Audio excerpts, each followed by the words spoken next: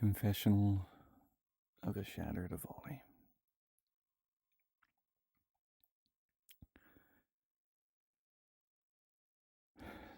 Since the first time I met you in karaoke and sync and talking in a fishing world, there was something about you. Slowly you started hanging with me in both VR and Discord. It was sudden but fun. You seemed to enjoy my company and you were fun to talk to. Then one day you hopped in VC and mentioned you got booted from one of your groups. I think it was on Discord. And I remember telling you you've got a place in my server, and that you wouldn't need to worry about getting kicked from there.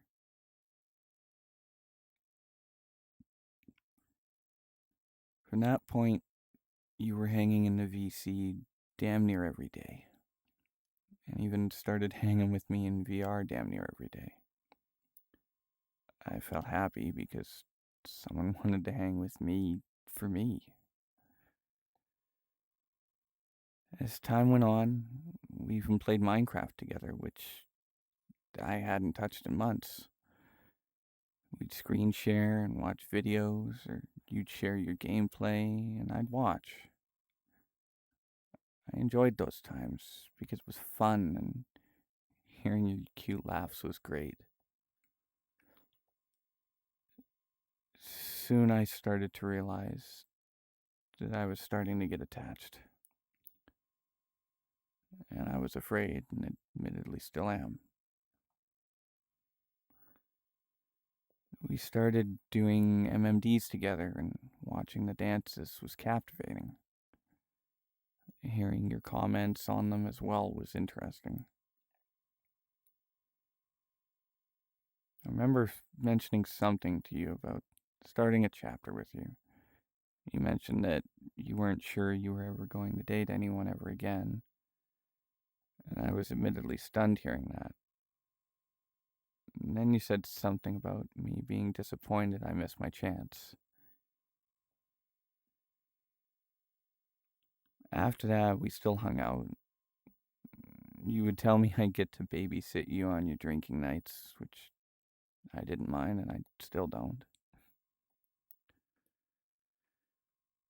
I started to notice you loosening up a bit and having fun. I also started noticing comments here and there, usually on your drinking nights, so I try to pay them no mind. I remember sometimes hearing you call me hun or honey. I know that's probably nothing, but it made me feel special a bit.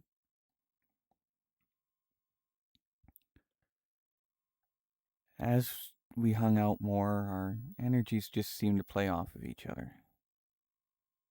And it was cute. More comments came, just trying to keep my comments to myself so I wouldn't make you upset or uncomfortable. You would tell me just to be more open.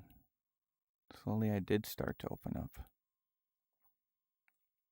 I remember once when Reggie was around, we were all talking, and somehow the topic came up about visiting people. I remember you saying to me, "Come visit me, bish." I remember looking into a road trip, train travel, and even flying. Cheapest option, flying, I'm too afraid of doing. And the other two are so expensive. Yet Reggie was fully willing to pay for me to come visit you. At some point, you mentioned it would probably be better if you came to visit me instead. And that's when I told you I'd gladly pay for a round trip flight for you. I remember you said that was sweet of me.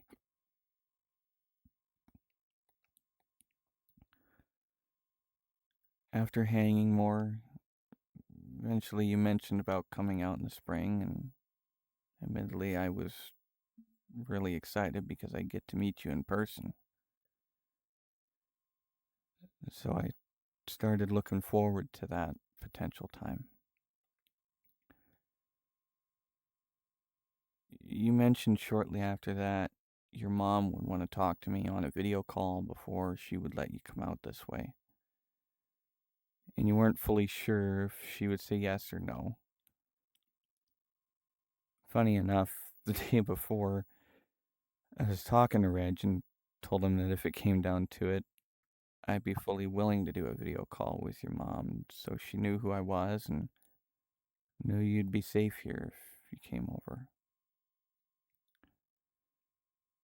Then around December, we started hanging even more. Hell, there were times in the VC when you'd be asking me when I was getting home from work and if I was hopping on VR. I felt important, admittedly. Like I started mattering to someone. And then you remembered you had that road trip with your mom to England planned for the spring. And so coming to visit me seemed to be pushed to summer, as you mentioned.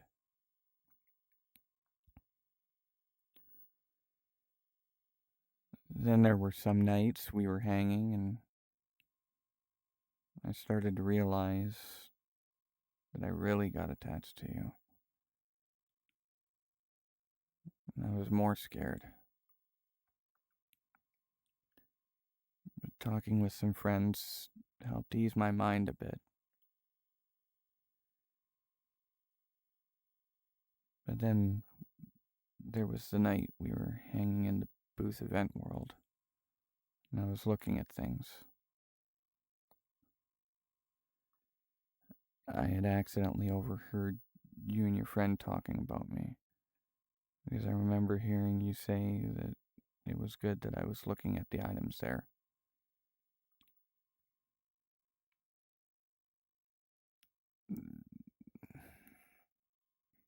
The only other thing I remember hearing from that was,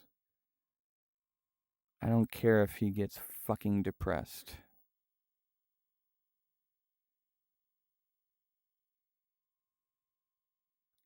And that's when I left. I was still reeling from the prior time in that club world, from that drinking game that just seemed to have a vendetta against me, throwing all those certain questions at me.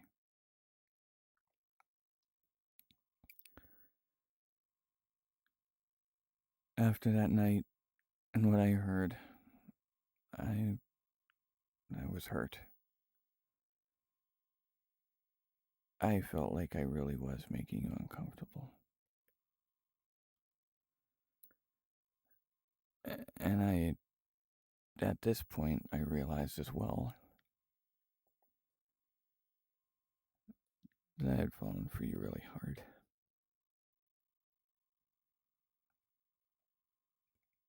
I started noticing I was getting jealous. Because I wanted to cuddle with you, but I also was mad at myself because I have no right to be jealous. We aren't a couple. So I started lowering my mood in the hopes that I wouldn't feel the same way or push you away with my actions.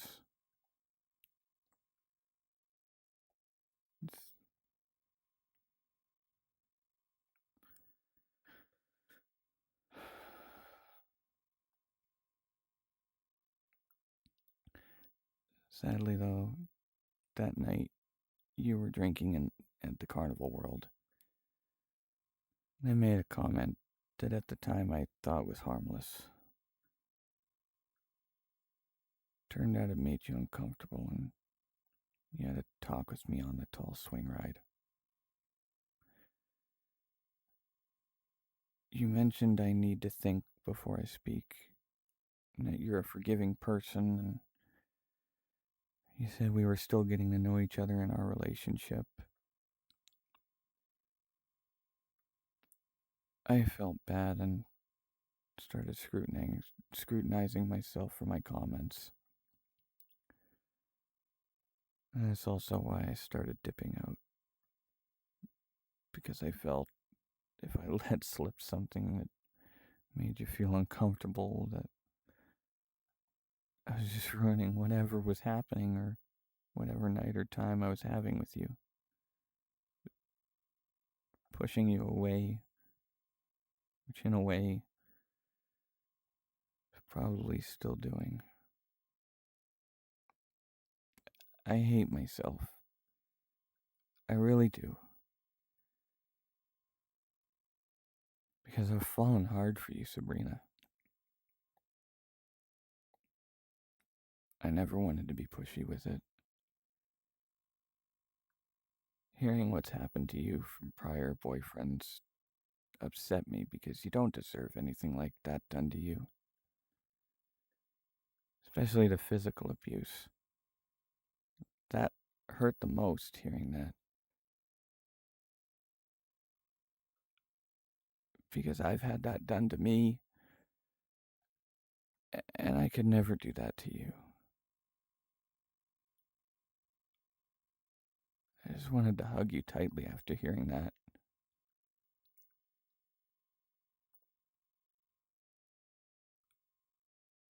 I also understand, because of all that happened with them, is why you're not sure you'll ever date again. It hurts to hear that, because in my mind and heart, I know I could never do that shit to you. But at the same time, feels like even me thinking like that, it feels like I'm being pushy and abusive in its own right. So I've kept this all deep down because I didn't want to scare you away. I felt it. I felt it time to at least let you know how I feel.